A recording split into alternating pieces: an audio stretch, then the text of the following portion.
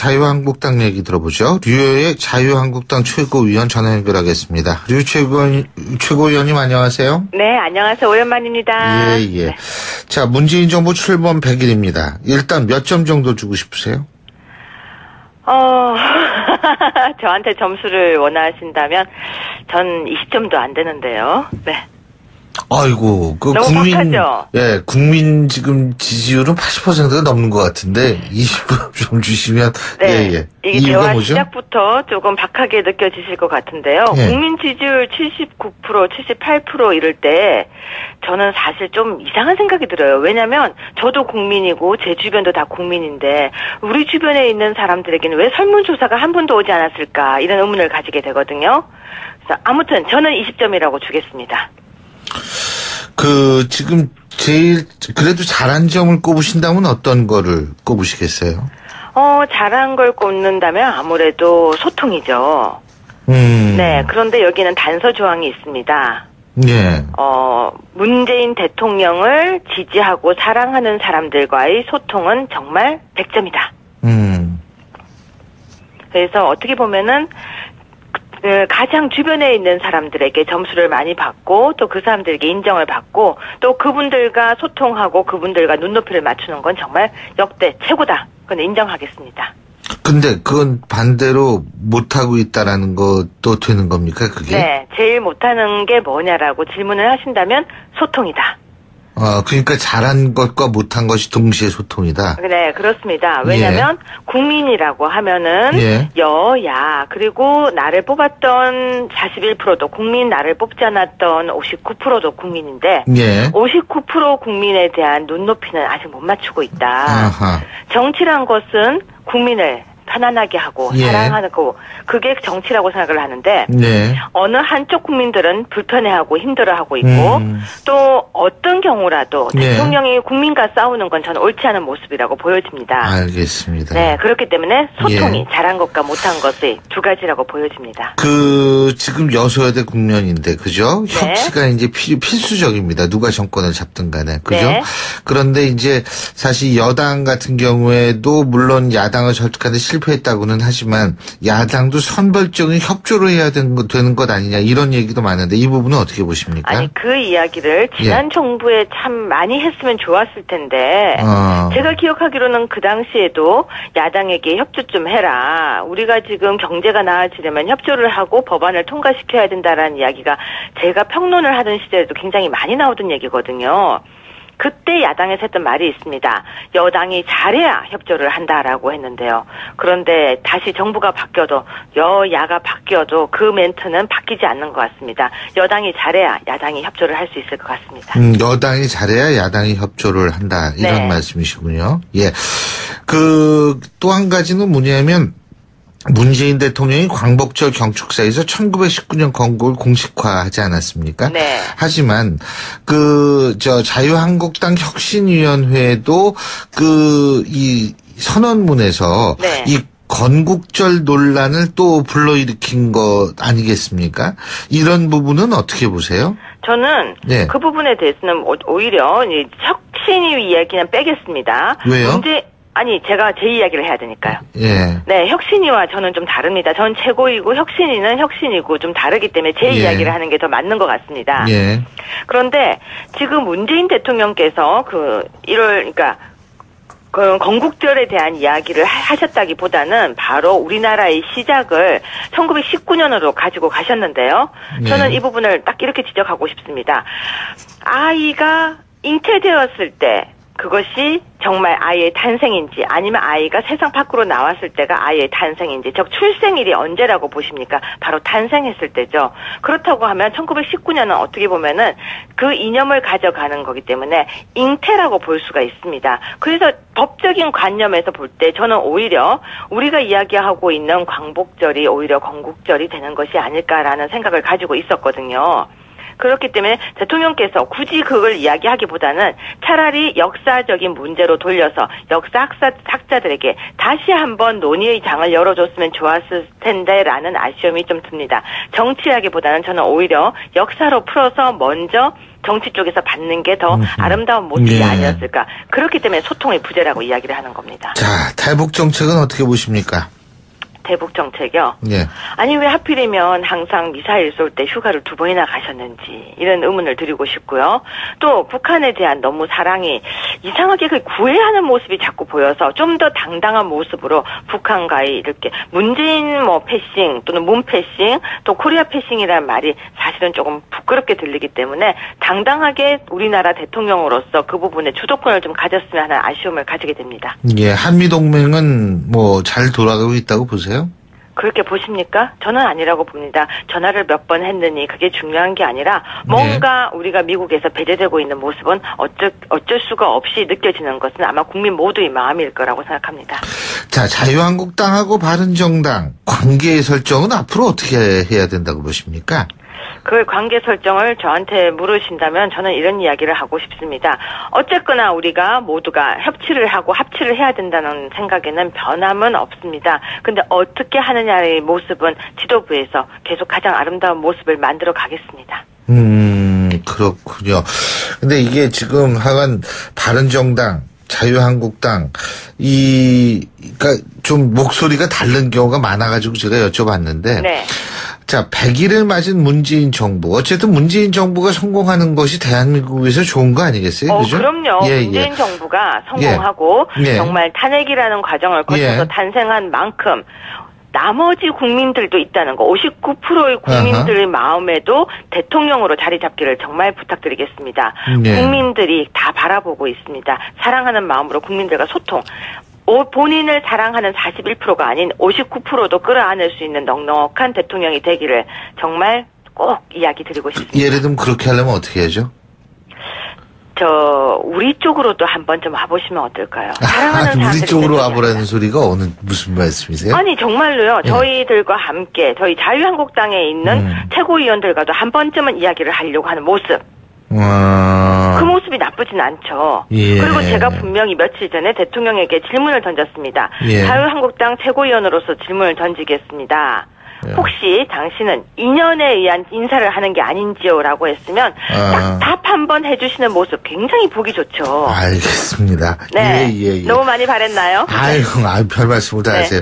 어쨌든 이 방송 많이 하셔가지고 이게 아주 딱딱 요점만 집어가지고 귀에 쏙쏙 들어왔습니다. 오늘 말씀 잘 들었습니다. 네, 고맙습니다. 감사합니다. 네. 전 의원님 안녕하세요. 예, 안녕하십니까. 예. 이제 100일 됐어요. 그죠? 예, 그렇습니다. 감회가 남다르실 것 같아요. 예, 그렇습니다. 일단 그렇지만 이제 그 100일 동안의 국민적인 실제 지지율도 그렇고요. 80% 이상의 지지를 해주지 않고 되고 있지 않습니까? 그래서 문재인 대통령께서 준비된 대통령의 면모를 잘 보이면서 안정되게 필요한 일을 추진하고 있다고 생각을 하는데요. 예를 들면 인천국제공항 등 그 공공기관의 비정규직을 정규직화 한다든지 그동안 갈등이 생겨왔던 니물리한 행정국을 재창하고 또 국정교과서를 폐지한다든지 반부패 관계기관 협의회를 복원해서 부패 문제를 주요한 국정과제로 이렇게 해서 해결하겠다는 의지를 보인다든지 성과연봉제 폐지 또 국정원의 국내 파트를 폐지 이와 같이 법이 필요 없고 아직 입법까지 나아가지 않고 대통령으로서 할 수 있는 일들을 바로바로 국민들이 원하는 바를 하고 있는 것은 아주 긍정적인 모습이다라고 생각을 하고 있습니다. 예. 지금 그 문재인 대통령을 지지하는 국민들이 꼽은 가장 중요한 이유 중에 하나가 소통, 탈권인데요. 그죠? 예. 여기 많은 분들이 아마 동의하실 수 있을 거라고 생각을 합니다. 오늘 예를 들면은 그 취임 100일 기자회견 하죠. 그죠? 근데 진짜 각본이 없다고 그러더라고요. 예전엔 각본이 있었죠? 그렇죠. 미리 이제 정해진 것을 이야기하고 어느 경우에는 질문을 안 받고 그냥 대통령이 일방적으로 이야기해버리는 경우도 있었고요. 또는 예상 질문을 미리 이제 받아가지고 준비하는 등의 이와 같이 거의 이제 각본에 의해서 해왔다고 말씀을 드릴 수가 있겠죠. 그래서 오늘 같은 경우에는 그걸 전혀 없이 이제 대통령께서 자연스럽게 질의응답하는 형식으로 하시겠다라고 지금 이야기를 하고 있습니다. 근데 이 소통과 탈권이라는 이런 측면이 문재인 대통령의 원래 성격이 이렇다고 보세요? 아니면 이게 필요하기 때문에 이렇게 하는 거라고 보십니까? 인위적으로 한 것은 전혀 아니고요. 저도 이제 오랜 기간 문재인 대통령을 모시고 또 함께 일을 이렇게 해왔지 않습니까? 하면서 쭉 보아오면 지금 보이고 있는 모습이 아주 자연스러운 평소 생활 방식이십니다. 예를 들면 어제도 세월호 가족분들을 만났을 때, 그러니까 대통령이 일방적으로 이야기하기보다는 한 분이라도 더 가족분들의 이야기를 들으려고 이제 예정된 시간을 초과해서 진행을 한다든지 또 가족분들의 그 아픔을 진정으로 느껴서 정말 이렇게 약간의 눈시울이 붉어지신다든지 이런 모습들은 평소 그 생활하던 수십 년간 생활하시던 그 생활 방식이 자연스럽게 표출된다고 생각하고요. 다만 이제 이 과정에서 국민분들께서 지지하시는 모습을 보면 이 대통령의 탈권위적인 모습이 일전에 노무현 전 대통령께서도 보였었습니다. 하지만 그때는 국민들이 좀 의아한다든지 낯설게 생각을 했었는데 그런 쭉 모습들이 이제 쭉 이렇게 이어오면서 이제 대통령의 이런 모습도 이제 필요하고 또 자연스럽게 받아들일 수가 있겠다라는 이제 국민들의 인식이 또한 문재인 대통령의 그 탈권위적인 모습을 긍정적으로 볼 수도 있는 밑바탕이 되지 않았나 또 생각을 합니다. 그렇군요. 근데 이게 그 소통이라는 게 지금, 이게 이제 문재인 대통령이 100일 쭉 지나면서 조금 이 협치 문제가 있다라고 지적하는 전문가들이 있거든요. 이게 이제 그러면은 이 협치도 사실 문재인 대통령의 원래 그 성격대로라면 좀 야당하고도 이 소통이 잘 돼야 될 것 같은데 이게 좀 안 된다라는 지적이 나오고 있는 거는 어떻게 보십니까? 일단 이제 그동안 그 국무원 인사라든지 또 추경 정부조직법 이런 문제에서 야당이 협조를 제대로 좀 구했던 건 맞습니다. 하지만 이제 입법을 하기 위해서는 진정한 협치를 해야 되는 거죠. 그 협치라는 것은 일방적으로 이제 도와주라 또는 협조해라라는 것이 아니고 양보와 타협이 이제 전제가 돼야 되는 거거든요. 그러니까 앞으로 과정에서 많은 협치를 해야 되는 게 맞고요. 다만 이제 일부 야당에서 이 협치를 위해서는 소통이 필요한데 그 소통 자체도 거부하는 것은 조금은 유감스럽다 생각을 합니다. 그럼에도 불구하고 앞으로 이제 정기국회라든지 많은 입법을 해야 될 상황이기 때문에 이 협치를 위한 노력은 정부 여당에서 또는 문재인 대통령께서 더욱 노력을 해야 되고 단순한 그냥 대화만의 협치가 아니라 제도적인 협치, 예를 들면 정책연대나 입법연대 등에 대해서도 많은 고민을 하고 실제로 실천을 해야 된다고 생각합니다. 이거 제도적 협치 얘기하니까 갑자기 이제 개헌 얘기가 좀 생각이 나는데 오늘 기자회견에서 개헌 얘기도 나올 거라고 그러더라고요. 그런데 개헌이라는 거를 놓고 봤을 때 지금 문재인 대통령이나 여당이 생각하는 권력 구조는 4년 중임제 대통령제입니까? 현재 이제 개헌에 대해서는 먼저 말씀드릴 것은 문재인 대통령께서 후보 시절에 약속했던 내년 지방선거 때 개헌에 대해서 반드시 국민의 뜻을 묻겠다. 그렇게 지방선거 때 개헌을 하겠다라는 것은 지킬 것이고요. 다만 이제 현재 개헌 논의는 국회 중심으로 하고 있습니다. 저도 이제 국회 내 개헌특위위원인데 그동안 이제 논의를 했던 것을 이제 이달 말부터는 국민들의 의견을 듣는 국민 토론회 장으로 이렇게 마련하려고 하고 있고요. 말씀하신 정부 형태에 대해서는 대통령제 또는 내각제, 이원 집정부제든 그 혼합형 정부제에 대해서 국민들의 의견을 곰곰이 수렴하려고 하고 있고 여기에 대해서 약간의 다수 의견 또는 뭐 정부 여당의 의견도 있지만 현재는 우리 의견이 뭐다라고 이야기하기보다는 국민들의 의견을 곰곰이하게 좀 이렇게 들어보려고 하고 광범위하게 수용하는 것으로 이렇게 방향을 잡고 있습니다. 국민들의 의견을 듣는 것도 중요하지만 각 정당이 나는 이래서 이 권력 구조를 선호한다 이 얘기를 해줘야지 국민들이 생각하는 거 아니에요? 국민들의 입장에서 볼 때는 이거 뭐 잘 모르니까요. 예. 그래서 말씀드린 대로 이제 저희 더불어민주당 같은 경우에도 당론으로 정부 형태나 주요한 개헌 사항을 결정해야 되는 거 아니냐라는 의견도 있지만 현재는 그 단계까지 나아간 건 아니고요. 현재는 이제 많은 의원들 포함해서 의견을 수렴하고 있는 과정입니다. 그 의견 수렴은 언제쯤 끝납니까? 말씀드린 바와 같이 이제 이달 말부터 해서 약 10월 달까지 9월 말까지 해서 국민들의 의견을 수렴을 하고요. 그러면 당장의 개헌특위 의원들의 의견도 좀 정리해서 이야기를 하고 그리고 나서 이제 합의를 해 나갈 생각입니다. 권력 구조도 바꾸긴 바꾸는 거죠, 이번에?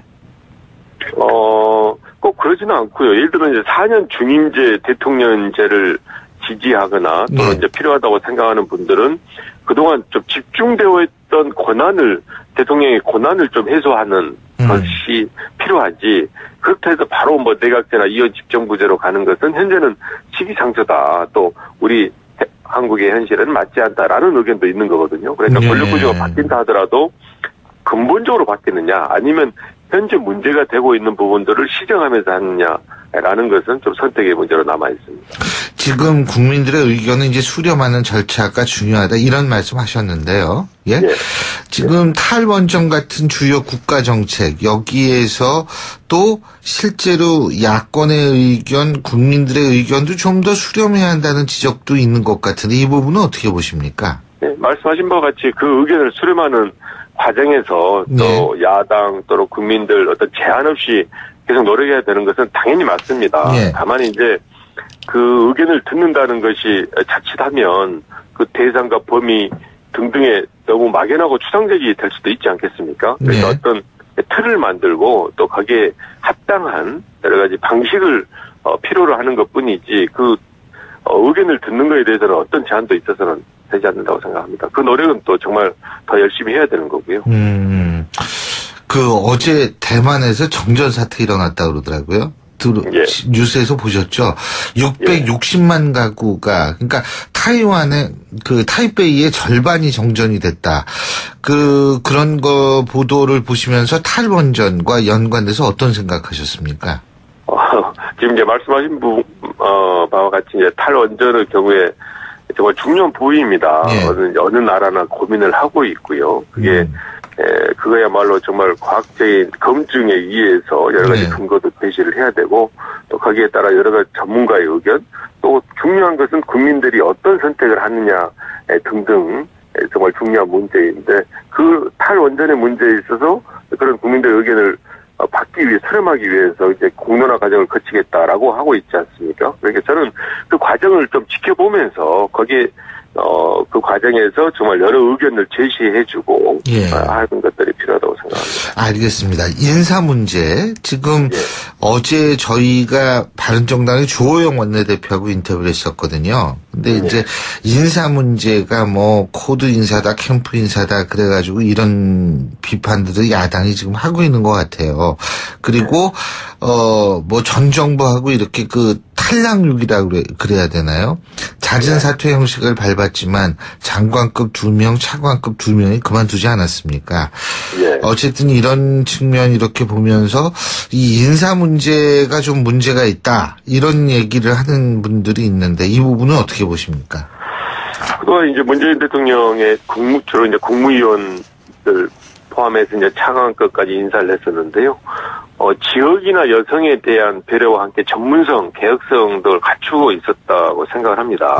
다만 그 과정에서 코드 인사 아니냐라고 이야기를 하는데요. 저는 그 부분에 대해서 이제 별로 동의를 하지 않는 게 사실 이제 문재인 대통령의 경우에는 2012년 대선에서 실패한 이후에 많은 분들과 함께 정책을 논의하고 토론하고 또 그 정책을 입안하고 해서 그걸 공약으로 이번에 발표했거든요.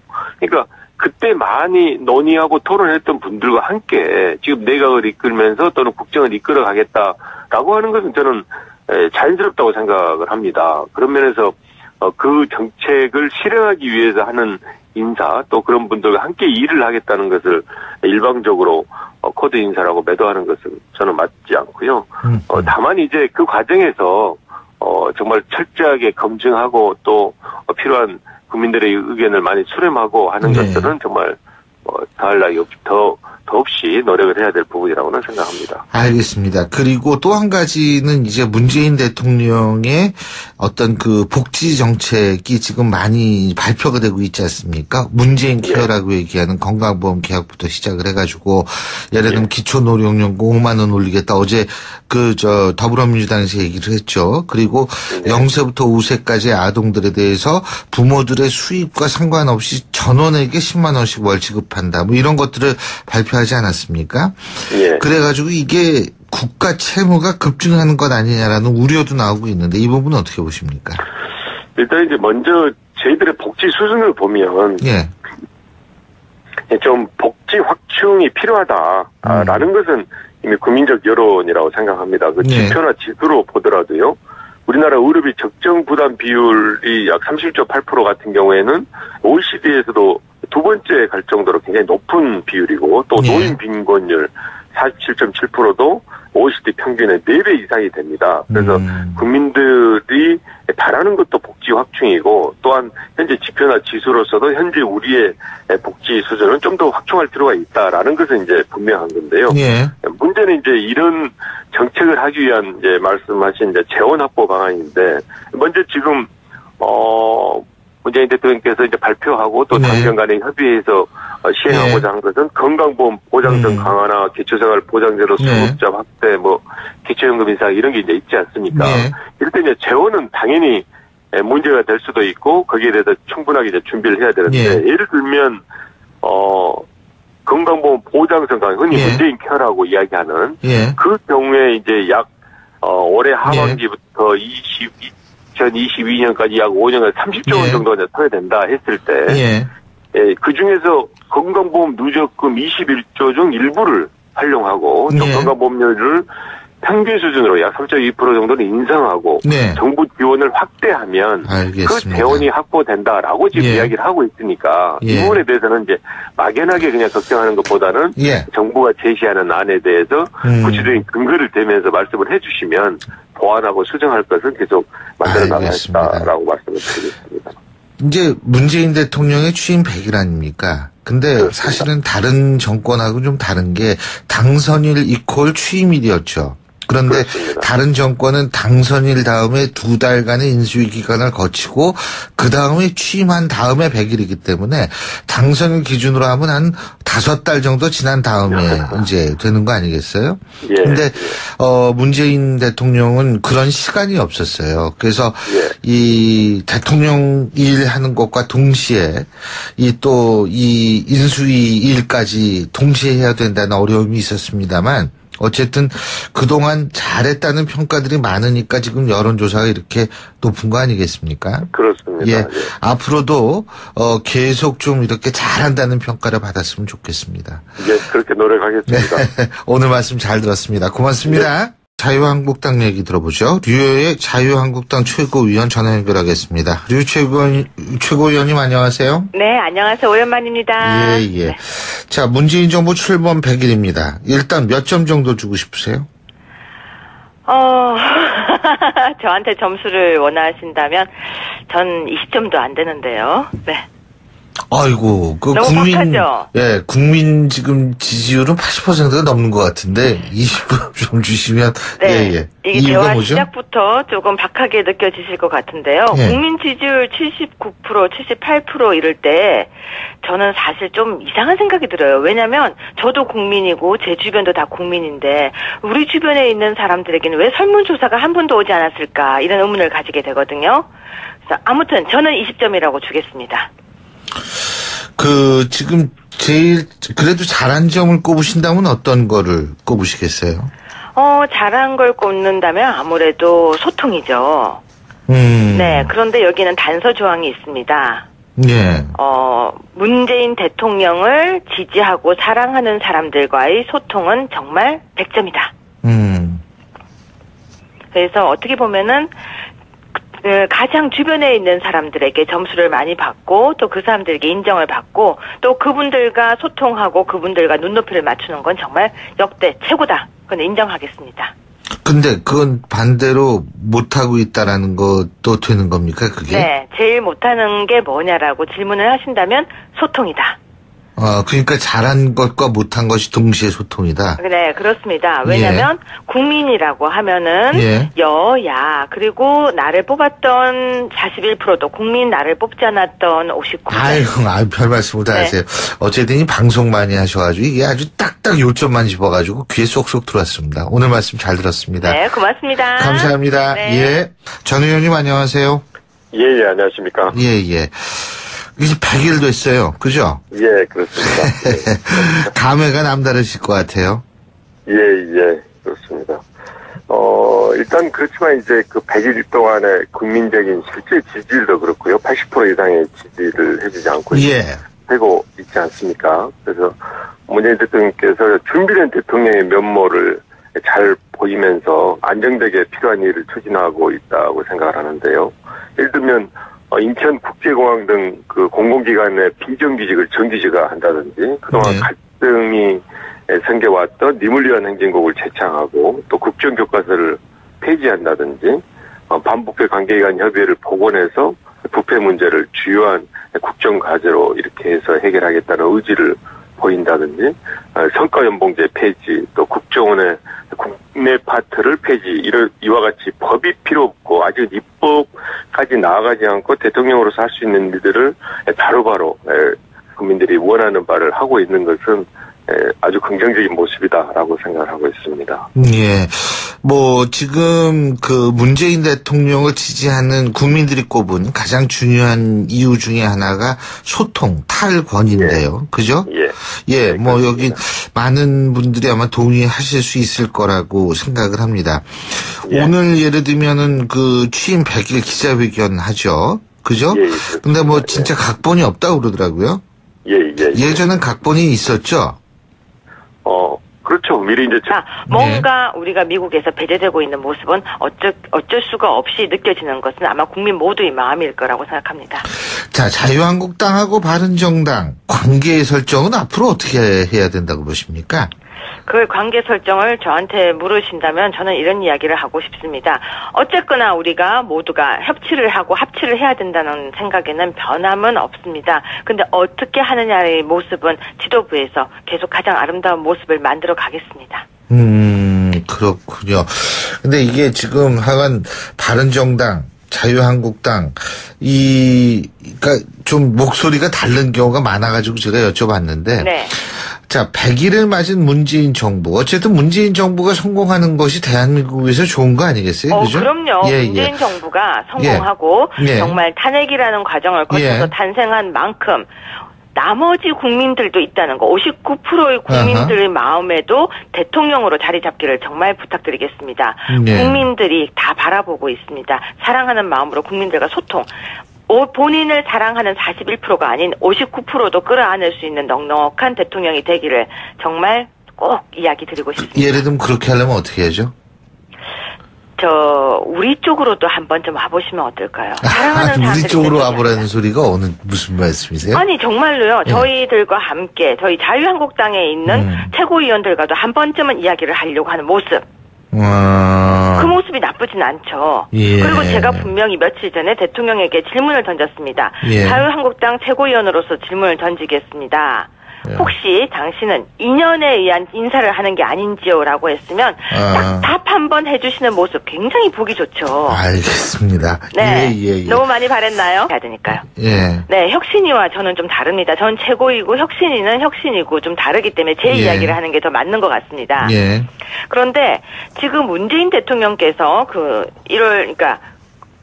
건국절에 대한 이야기를 하셨다기보다는 바로 우리나라의 시작을 1919년으로 가지고 가셨는데요. 저는 이 부분을 딱 이렇게 지적하고 싶습니다. 아이가 잉태되었을 때 그것이 정말 아이의 탄생인지 아니면 아이가 세상 밖으로 나왔을 때가 아이의 탄생인지 즉 출생일이 언제라고 보십니까? 바로 탄생했을 때죠. 그렇다고 하면 1919년은 어떻게 보면은 그 이념을 가져가는 거기 때문에 잉태라고 볼 수가 있습니다. 그래서 법적인 관념에서 볼 때 저는 오히려 우리가 이야기하고 있는 광복절이 오히려 건국절이 되는 것이 아닐까라는 생각을 가지고 있었거든요. 그렇기 때문에 대통령께서 굳이 그걸 이야기하기보다는 차라리 역사적인 문제로 돌려서 역사 학자들에게 다시 한번 논의의 장을 열어줬으면 좋았을 텐데라는 아쉬움이 좀 듭니다. 정치하기보다는 저는 오히려 역사로 풀어서 먼저 정치 쪽에서 받는 게 더 아름다운 모습이 예. 아니었을까. 그렇기 때문에 소통의 부재라고 이야기를 하는 겁니다. 자, 탈북 정책은 어떻게 보십니까? 대북 정책이요? 예. 아니 왜 하필이면 항상 미사일 쏠 때 휴가를 2번이나 가셨는지 이런 의문을 드리고 싶고요.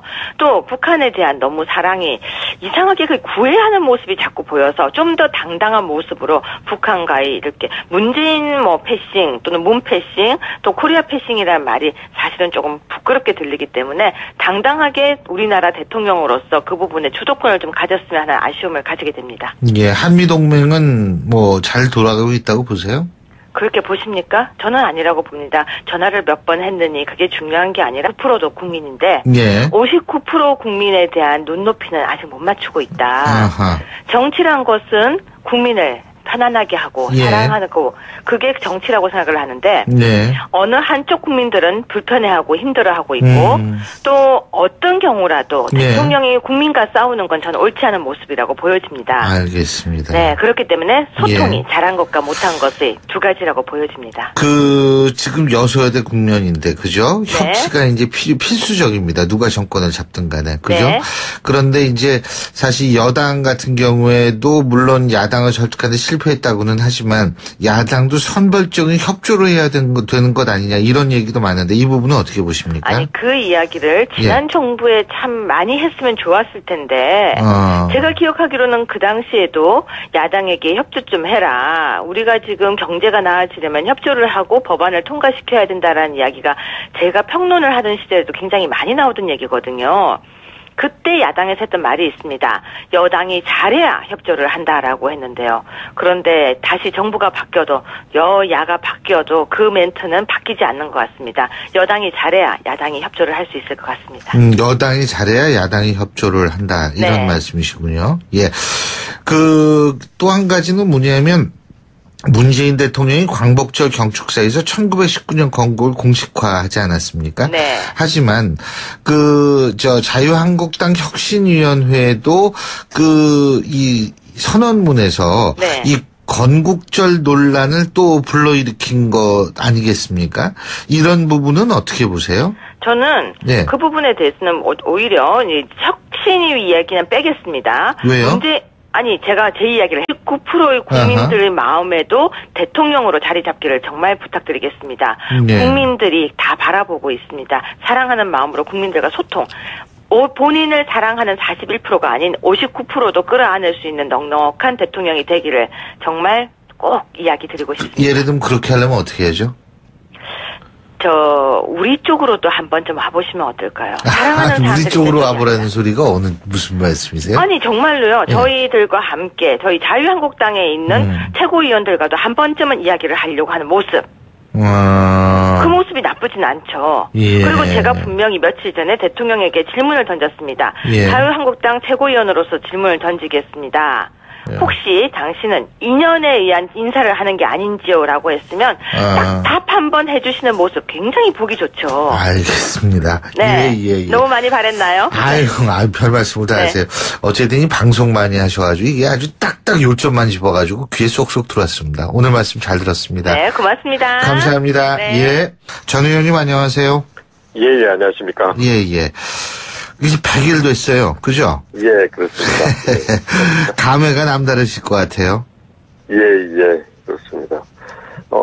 일단 그렇지만 이제 그 100일 동안의 국민적인 실제 지지율도 그렇고요. 80% 이상의 지지를 해주지 않고 되고 있지 않습니까? 그래서 문재인 대통령께서 준비된 대통령의 면모를 잘 보이면서 안정되게 필요한 일을 추진하고 있다고 생각을 하는데요. 예를 들면 인천국제공항 등 그 공공기관의 비정규직을 정규직화 한다든지 그동안 갈등이 생겨왔던 니물리한 행진곡을 재창하고 또 국정교과서를 폐지한다든지 반북회 관계기관 협의회를 복원해서 부패 문제를 주요한 국정과제로 이렇게 해서 해결하겠다는 의지를 보인다든지 성과연봉제 폐지 또 국정원의 국내 파트를 폐지 이와 같이 법이 필요 없고 아주 입법 까지 나아가지 않고 대통령으로서 할 수 있는 일들을 바로바로 그 이념을 가져가는 거기 때문에 잉태라고 볼 수가 있습니다. 그래서 법적인 관념에서 볼 때 저는 오히려 우리가 이야기하고 있는 광복절이 오히려 건국절이 되는 것이 아닐까라는 생각을 가지고 있었거든요. 그렇기 때문에 대통령께서 굳이 그걸 이야기하기보다는 차라리 역사적인 문제로 돌려서 역사 학자들에게 다시 한번 논의의 장을 열어줬으면 좋았을 텐데라는 아쉬움이 좀 듭니다. 정치하기보다는 저는 오히려 역사로 풀어서 먼저 정치 쪽에서 받는 게 더 아름다운 모습이 아니었을까. 그렇기 때문에 소통의 부재라고 이야기를 하는 겁니다. 자, 탈북 정책은 어떻게 보십니까? 대북 정책이요? 예. 아니 왜 하필이면 항상 미사일 쏠 때 휴가를 2번이나 가셨는지 이런 의문을 드리고 싶고요. 또 북한에 대한 너무 사랑이 이상하게 그 구애하는 모습이 자꾸 보여서 좀 더 당당한 모습으로 북한과의 이렇게 문재인 패싱 또는 문 패싱 또 코리아 패싱이라는 말이 사실은 조금 부끄럽게 들리기 때문에 당당하게 우리나라 대통령으로서 그 부분에 주도권을 좀 가졌으면 하는 아쉬움을 가지게 됩니다. 예, 한미동맹은 잘 돌아가고 있다고 보세요? 그렇게 보십니까? 저는 아니라고 봅니다. 전화를 몇 번 했느니 그게 중요한 게 아니라 뭔가 우리가 미국에서 배제되고 있는 모습은 어쩔 수가 없이 느껴지는 것은 아마 국민 모두의 마음일 거라고 생각합니다. 자, 자유한국당하고 바른정당 관계 설정은 앞으로 어떻게 해야 된다고 보십니까? 그 관계 설정을 저한테 물으신다면 저는 이런 이야기를 하고 싶습니다. 어쨌거나 우리가 모두가 협치를 하고 합치를 해야 된다는 생각에는 변함은 없습니다. 근데 어떻게 하느냐의 모습은 지도부에서 계속 가장 아름다운 모습을 만들어 가겠습니다. 그렇군요.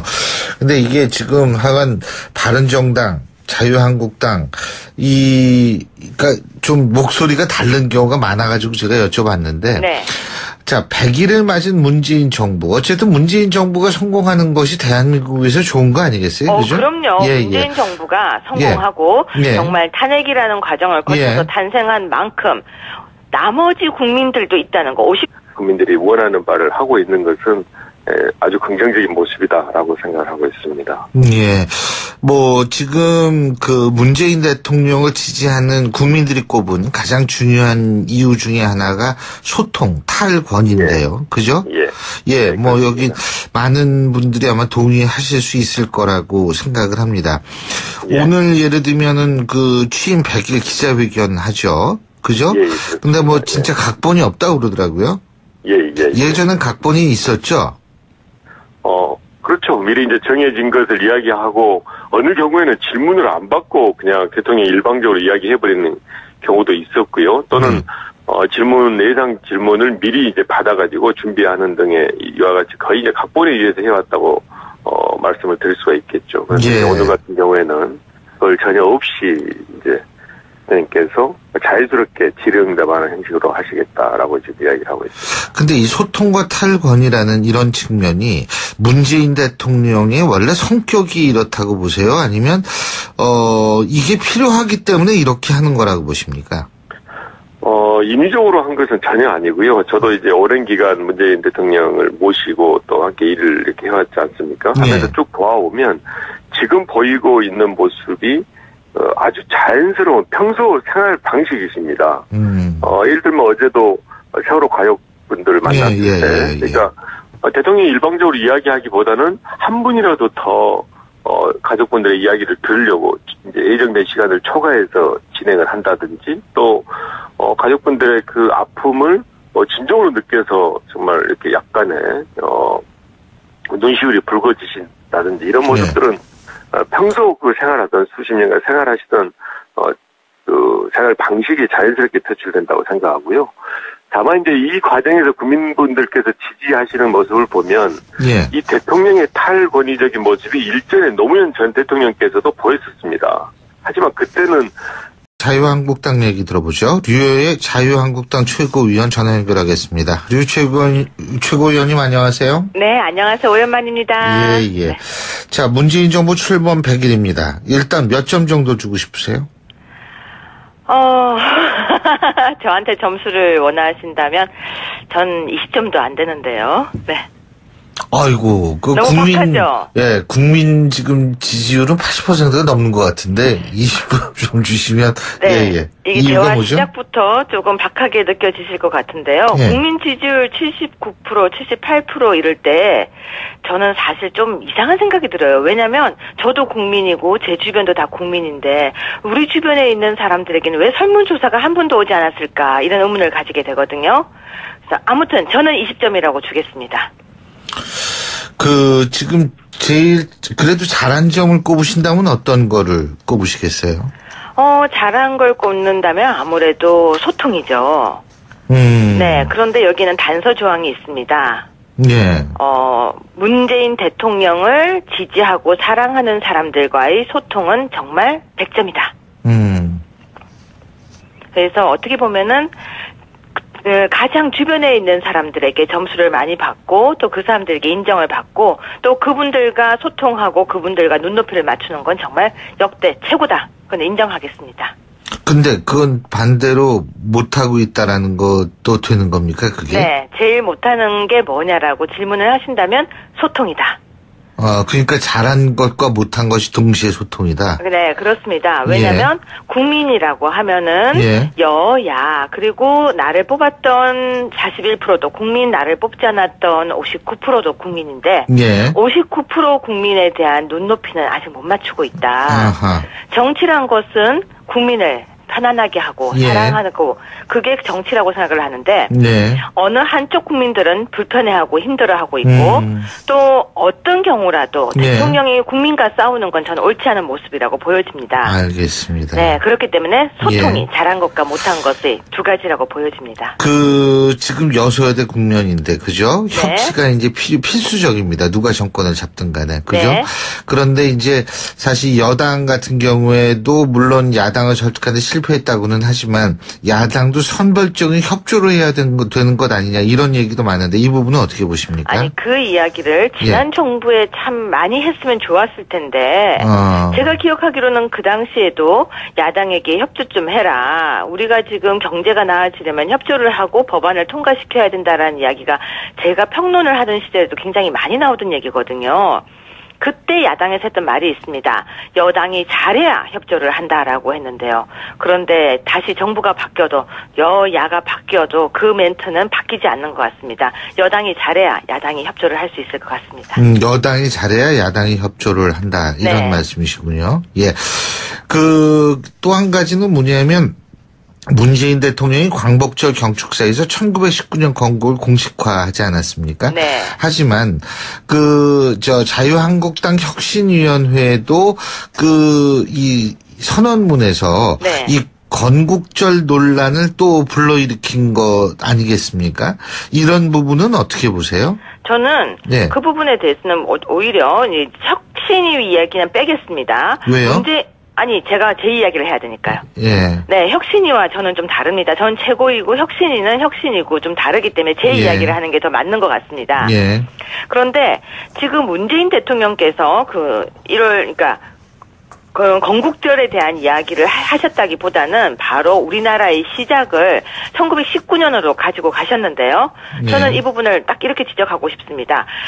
아이가 잉태되었을 때 그것이 정말 아이의 탄생인지 아니면 아이가 세상 밖으로 나왔을 때가 아이의 탄생인지 즉 출생일이 언제라고 보십니까? 바로 탄생했을 때죠. 그렇다고 하면 1919년은 어떻게 보면은